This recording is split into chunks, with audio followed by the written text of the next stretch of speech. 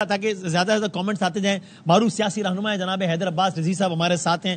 سر بہت شکریہ. بلا شبہ پاکستان کی حالیہ تاریخ کے اہم ترین حساس ترین لمحات ہیں جس پر ابھی ہم بات کر رہے ہیں. اس پر عالمی منظرنامے کی، اس ملک کی نہیں، اس خطے کی نہیں، عالمی منظرنامے کی سب سے بڑی خبر ہے جس پر ابھی ہم بات کر رہے ہیں. آپ بحیثیت ایک پاکستانی کتنا مطمئن یا مضطرب ہیں اس ساری صورتحال سے؟ شکریہ وسیم. دیکھیے، آپ نے جو سب سے پہلی بات کی، ظاہر ہے کہ ایک عالمی تناظر ہے. ہاں. اور جب اس صورتحال کو، جو کہ ایک جنگی جنون مودی اور بی جے پی اور ہندوستان کی طرف سے پاکستان پر مسلط کیا جا رہا ہے، ایسی صورتحال میں ہمیں اس بات پر غور کرنا ہوگا کہ دنیا کی تقریباً آدھی نصف آبادی اس خطے میں رہتی ہے. ہندوستان کی آبادی تقریباً 1 ارب 46 کروڑ ہے. چائنا کی آبادی تقریباً 1 ارب 40 کروڑ ہے. پاکستان کی آبادی 25 کروڑ ہے. بنگلہ دیش کی آبادی بھی لگ بھگ ایسے ہی ہے. دنیا کی آبادی 8 ارب ہے. تو تقریباً 4 ارب کے قریب انسان صرف اس خطے میں بستے ہیں. مگر جب سے ہم ایک تسلسل کے ساتھ مودی حکومت اور بی جے پی کی جب سے گورنمنٹ ہے ہندوستان میں، اگر ہم غور کریں تو 3 پلینز کے اوپر، نسل پرستی کے اوپر، مذہب کے اوپر اور جنگی وحشت کے اوپر، مودی اور بی جے پی اس پورے خطے کو ایک عالمی جنگ کی طرف لے جاتا ہوا محسوس ہو رہا ہے. پاکستان کی سیاسی اور عسکری قیادت پر شاباش ہے کہ گزشتہ دہائیوں میں جس طریقے سے ریسٹرین پاکستان نے شو کیا ہے، جو مدافعانہ حکمت عملی رکھتی ہے، جو صبر اور برداشت دکھایا ہے، ورنہ پلوامہ بذات خود ایک اتنا بڑا سانحہ تھا کہ جس کے اوپر اس خطے میں جنگ چھڑ سکتی تھی.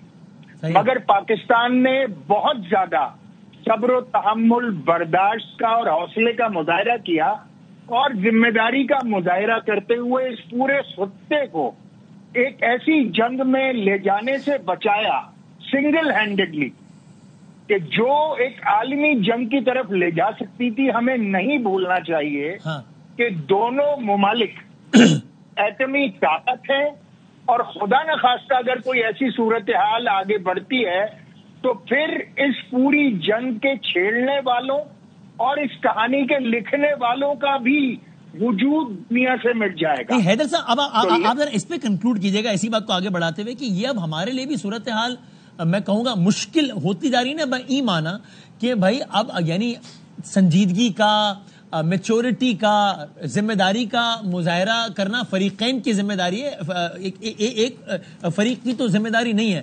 اب اگر ہم اسی انداز سے رد عمل دیتے رہیں، جو کہ بہت ذمہ دارانہ رد عمل ہے as you rightly pointed out, لیکن اگر اس خاموشی کو پھر کوئی کمزوری سے تعبیر کرتا چلا جائے تو پھر وہ لمحہ آئے گا نا جو کہ پھر آ گیا بالآخر، کہ جہاں پر جواب دینا پڑے گا اور پھر وہ متناسب جواب نہیں ہوگا، پھر اس سے آگے بڑھ کے جواب دینا پڑے گا تاکہ اگلے فریق کو بتایا جائے کہ یہ خاموشی ہے، یہ ذمہ داری ہے، یہ بزدلی نہیں ہے، صلاحیت بھی ہے، حوصلہ بھی ہے، سب کچھ ہے، صرف ذمہ داری کا مظاہرہ ہے. لیکن عالمی امن کے ٹھیکیدار بھی دیکھ لیں کہ ذمہ داری کا مظاہرہ ایک فریق نے تو نہیں لینا سارا.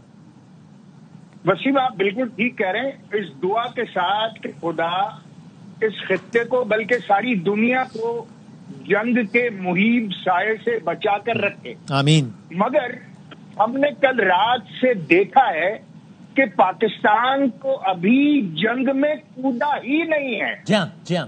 یعنی پاکستان نے صرف مدافعانہ پالیسی کو اختیار کیا اور صرف دشمن کو جھٹکا. ہم 1 انچ بھی دشمن کی نہ ایئر اسپیس میں گئے ہیں، نہ ہم نے فٹ آن دا گراؤنڈ کیا ہے. اور صورتحال یہ ہے کہ ان کے 5 طیارے زمیں بوس ہو گئے ہیں اور بہت ساری اسٹریٹجک انسٹالیشن ایسی ہیں جو ٹارگٹ پر آئی ہیں. مگر یہ پاکستان کا حملہ نہیں ہے.